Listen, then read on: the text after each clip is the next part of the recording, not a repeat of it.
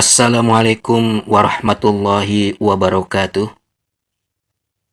Dalam kesempatan ini akan dikisahkan tentang Nabi Ishak alaihissalam.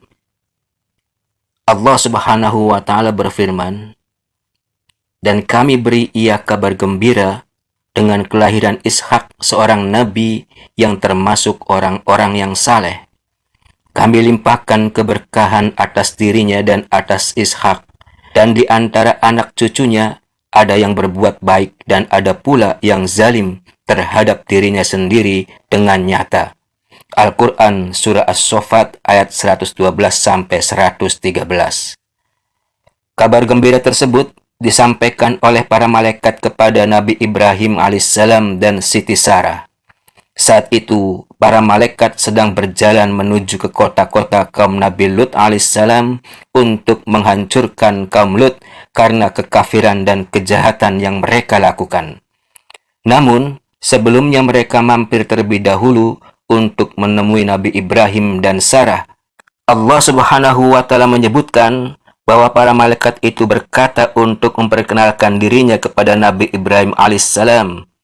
Jumlah malaikat tersebut ada 3, yaitu Jibril, Mikail, dan Israfil. Sebelum mereka memperkenalkan diri kepada Nabi Ibrahim Khalilullah, terlebih dahulu mereka bertamu kepada beliau. Nabi Ibrahim memperlakukan mereka sebagai layaknya tamu. Selanjutnya Ibrahim menyampaikan jamuan makan untuk para tamunya itu. Beliau memanggang sapi yang gemuk dan sapi pilihan. Setelah menyajikan jamuan itu kepada para tamunya dan mempersilakan mereka untuk memakannya, Nabi Ibrahim tidak melihat adanya selera makan pada diri mereka. Hal itu karena para malaikat tidak punya hasrat terhadap kebutuhan makanan. Nabi Ibrahim memandang aneh pada sikap para tamunya itu. Allah Subhanahu wa taala berfirman, "Dan Ibrahim merasa takut kepada mereka." Para malaikat itu berkata, "Janganlah engkau takut. Sesungguhnya kami adalah malaikat-malaikat yang diutus kepada kaum Nabi Lut." Al-Quran Surah Hud ayat 70. Maksudnya, kami para malaikat yang sedang bertamu ini datang untuk menghancurkan kaum Nabi Lut sebagaimana yang telah dikisahkan dalam kisah sebelumnya. Mendengar kabar tentang kezaliman kaum Lut itu, Sarah ikut marah semata-mata karena Allah Subhanahu wa taala. Pasalnya, saat itu Sarah juga berada di hadapan para tamu itu, sebagaimana menjadi kebiasaan bangsa Arab dan bangsa-bangsa lainnya. Akan tetapi, ketika Sarah mendengar berita dari para tamu itu bahwa ia akan dikaruniai anak, ia tersenyum mendengar kabar gembira itu. Di sisi lain, ia juga merasa heran, seperti layaknya para wanita lain saat mereka merasa heran dan kagum. Sarah benar-benar merasa heran dan kagum saat mendengar kabar gembira itu hingga membuatnya tertawa. Allah Subhanahu wa taala berfirman, "Maka kami sampaikan kepadanya berita gembira tentang kelahiran Ishak, dan dari Ishak akan lahir putranya yang bernama Yakub." Al-Quran Surah Hud ayat 71. Maksudnya, malaikat memberitakan kabar gembira itu kepada Nabi Ibrahim dan Siti Sarah. Kemudian istrinya datang memakik lalu menepuk wajahnya sendiri. Saya berkata, "Aku adalah seorang perempuan yang tua yang mandul." Al-Quran Surah Az-Zariyat ayat 29. Maksudnya, Siti Sarah datang sambil memakik atau menjerit setengah kaget, lalu ia menepuk wajahnya sebagaimana yang lazim dilakukan oleh wanita ketika merasa heran dan takjub. Sarah berkata, "Sungguh mengherankan. Apakah aku akan melahirkan anak, padahal aku adalah seorang perempuan tua dan suamiku ini juga dalam keadaan yang sudah tua pula." Al-Quran Surah Hud ayat 72. Maksudnya, bagaimana mungkin wanita seperti aku ini dapat melahirkan anak, sementara aku sudah tua dan dalam keadaan mandul? Begitu juga suamiku sudah berusia tua. Aku benar-benar merasa heran mendengar kabar akan lahirnya anak bagi kami dalam kondisi seperti ini. Oleh sebab itu, Sarah berkata, "Sesungguhnya ini benar-benar sesuatu yang sangat aneh." Al-Quran Surah Hud ayat 72. Para malaikat itu berkata, Apakah engkau merasa heran tentang ketetapan Allah? Itu adalah rahmat Allah dan keberkahannya, dicurahkan atas kalian wahai ahli bait. Sesungguhnya Allah maha terpuji lagi maha pemurah.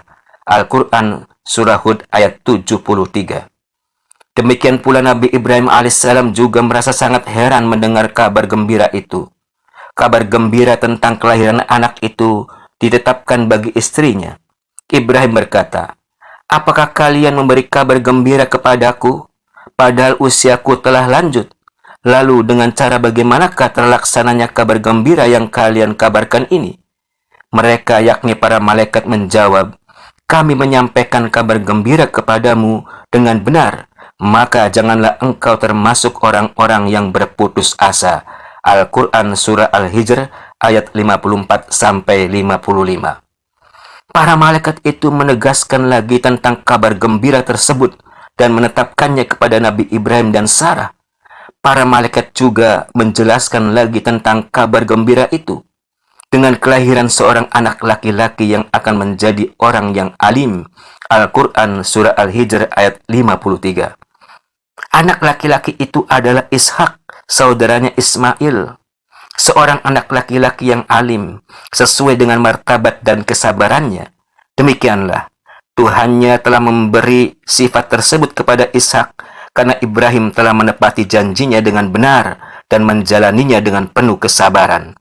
Dalam ayat lainnya Allah berfirman, "Maka kami sampaikan kepadanya berita gembira tentang kelahiran Ishak, dan dari Ishak akan lahir putranya yang bernama Yakub." Al-Quran Surah Hud ayat 71. Dalil ini dijadikan sebagai argumentasi oleh Muhammad bin Ka'ab al-Qurazi dan ulama-ulama lainnya bahwa anak yang disembelih itu adalah Ismail. Adapun Ishak tidak disembelih setelah datangnya kabar gembira tentang kelahirannya dan kelahiran putranya di kemudian hari, yaitu kelahiran Yakub putra Ishak. Menurut ahli kitab, di samping menyuguhkan hidangan daging sapi panggang, Ibrahim juga menghidangkan roti besar berisi keju dan susu. Menurut ahli kitab, para malaikat itu memakannya. Dari sini, jelaslah kiranya bahwa informasi dan pendapat yang berasal dari ahli kitab itu benar-benar salah dan menyimpang. Bagaimana mungkin para malaikat memakan makanan? Ada juga ahli kitab yang menyatakan bahwa para malaikat itu hendak memakannya, tetapi ketika mereka menjamahnya, tiba-tiba hidangan makanan itu berterbangan di udara. Menurut pandangan para ahli kitab itu, Allah Subhanahu wa Ta'ala berfirman kepada Ibrahim, "Adapun tentang Sarah, istrimu itu namanya bukanlah Sarah, tetapi Sarah. Aku memberkatinya dan menganugerahkan kepadamu seorang putra darinya. Aku berkati putranya itu sehingga ia menjadi bagian dari bangsa dan raja bagi dirinya." Selanjutnya Ibrahim tersungkur sujud sembari tertawa di dalam hatinya dengan mengatakan, "Usiaku lebih dari 100 tahun. Apa mungkin aku masih bisa mempunyai anak? Atau mungkinkah Sarah melahirkan sementara usianya lebih dari 90 tahun?"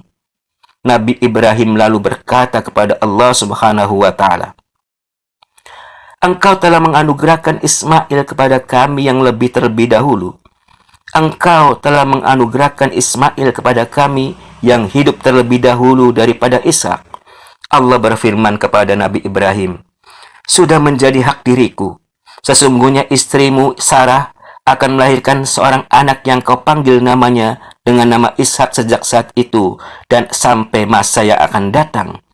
Aku telah mengukuhkan janjiku kepadanya sampai batas waktu tertentu dan orang yang hidup sesudahnya. Aku telah memperkenalkan doa engkau tentang Ismail dan aku telah memberkatinya. Aku kembangkan anak-anak keturunannya dalam jumlah yang sangat banyak. Akan terlahir darinya 12 orang terhormat dan mulia. Aku juga menjadikan dirinya sebagai pemimpin yang sangat besar." Firman Allah Subhanahu wa Ta'ala, "Maka kami sampaikan kepadanya berita gembira tentang kelahiran Ishak, dan dari Ishak akan lahir putranya Yakub." Al-Quran Surah Hud ayat 71. Ayat di atas menunjukkan bahwa Sarah merasa senang dan bahagia akan kehadiran anaknya Ishak di sisinya. Demikian juga dengan kehadiran seorang cucu di kemudian hari yang merupakan anaknya Ishak, yaitu Yakub alaihissalam. Maksudnya anak dan cucu itu, yakni Ishak dan Yakub, akan lahir pada waktu Sarah dan Ibrahim masih hidup, agar Sarah dan Ibrahim menjadi senang dan merasa bahagia. Jika tidak dimaksudkan seperti ini, pasti tidak akan disebutkan Yakub secara khusus. Hal ini menunjukkan bahwa Ibrahim dan Sarah merasa senang dan bahagia dengan lahirnya Yakub, sebagaimana keduanya merasa senang dengan lahirnya Ishak sebelum Yakub. Selanjutnya, Allah Subhanahu wa Ta'ala berfirman, "Dan kami telah menganugerahkan Ishak dan Yakub kepadanya. Kepada keduanya masing-masing telah kami berpetunjuk." Al-Quran Surah Al-An'am ayat 84. Allah Subhanahu wa Ta'ala juga berfirman, "Maka ketika Ibrahim sudah menjauhkan diri dari mereka dan dari apa yang mereka sembah selain Allah, kami anugerahkan kepadanya Ishak dan Yakub." Al-Quran Surah Maryam ayat 49.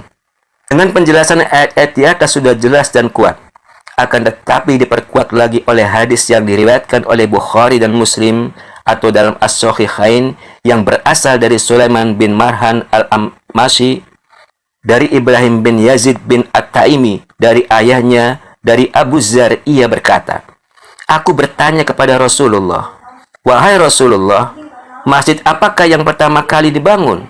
Rasulullah menjawab, 'Masjidil Haram.' Aku bertanya lagi, 'Lalu masjid apa lagi?' Rasulullah menjawab, 'Masjidil Aqsa.' Aku bertanya lagi, 'Berapa lama tenggang waktu keberadaan di antara kedua masjid itu?' Rasulullah menjawab, 40 tahun. Selanjutnya aku bertanya lagi, 'Lalu masjid apa lagi?' Rasulullah menjawab, 'Selanjutnya, di mana saja engkau mendapati waktu sholat, maka kerjakanlah sholat, karena semua tempat di bumi ini adalah masjid." Hadis riwayat Bukhari dan Muslim. Menurut ahli kitab, Yakub alaihissalam adalah orang yang mendirikan Masjidil Aqsa, yaitu Masjid Ilya di Baitul Maqdis yang dimuliakan Allah. Hal tersebut diperkuat oleh penjelasan hadis yang telah kami kemukakan sebelumnya. Dengan demikian, pembangunan masjid oleh Nabi Yakub alaihissalam, yaitu Israel, dilakukan 40 tahun setelah pembangunan Masjidil Haram oleh Nabi Ibrahim dan putranya Ismail yang dilakukan setelah kelahiran Ishak.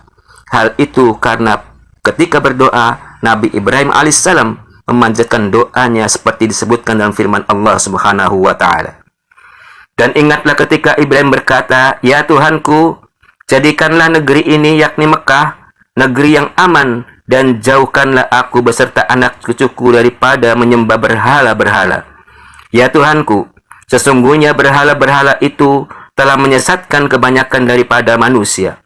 Oleh sebab itu, barang siapa yang mengikutiku, maka sesungguhnya orang itu termasuk golonganku. Dan barang siapa yang mendurhakai aku, maka sesungguhnya Engkau Maha Pengampun lagi Maha Penyayang. Ya Tuhan kami, sesungguhnya aku telah menempatkan sebagian keturunanku di lembah yang tidak mempunyai tanam-tanaman di dekat rumah Engkau, yakni Baitullah yang dihormati. Ya Tuhan kami, yang demikian itu agar mereka mendirikan sholat, maka jadikanlah hati sebagian manusia cenderung kepada mereka dan beri rizkilah mereka dari buah-buahan. Mudah-mudahan mereka bersyukur. Ya Tuhan kami, sesungguhnya Engkau mengetahui apa yang kami sembunyikan dan apa yang kami lahirkan, dan tidak ada sesuatu yang tersembunyi bagi Allah, baik yang ada di bumi maupun yang ada di langit. Segala puji bagi Allah yang telah menganugerahkan kepadaku pada hari tuaku, yakni Ismail dan Ishak. Sesungguhnya Tuhanku benar-benar Maha mendengar, memperkenankan doa. Ya Tuhanku, jadikanlah aku dan anak-anak cucuku orang-orang yang tetap mendirikan sholat. Ya Tuhan kami, perkenankanlah doaku. Ya Tuhan kami, beri ampunlah aku dan kedua ibu bapakku dan sekalian orang-orang mukmin pada hari terjadinya hisab, yakni hari kiamat. Al-Quran Surah Ibrahim ayat 35-41. Disebutkan juga dalam suatu hadis bahwa ketika membangun Baitul Maqdis, Sulaiman bin Daud alaihissalam memohon kepada Allah tentang 3 hal, sebagaimana yang kami sebutkan dalam pembahasan tentang firman-Nya. Ya Tuhanku, ampunilah aku dan anugerahkanlah kepadaku kerajaan yang tidak dimiliki oleh seorang jua pun sesudahku. Al-Quran Surah Shad ayat 35. Demikianlah kisah Nabi Ishak alaihissalam yang akan dilanjutkan dengan kisah Nabi Yakub alaihissalam. Semoga menjadi hikmah bagi kita semuanya. Terima kasih. Wassalamualaikum warahmatullahi wabarakatuh.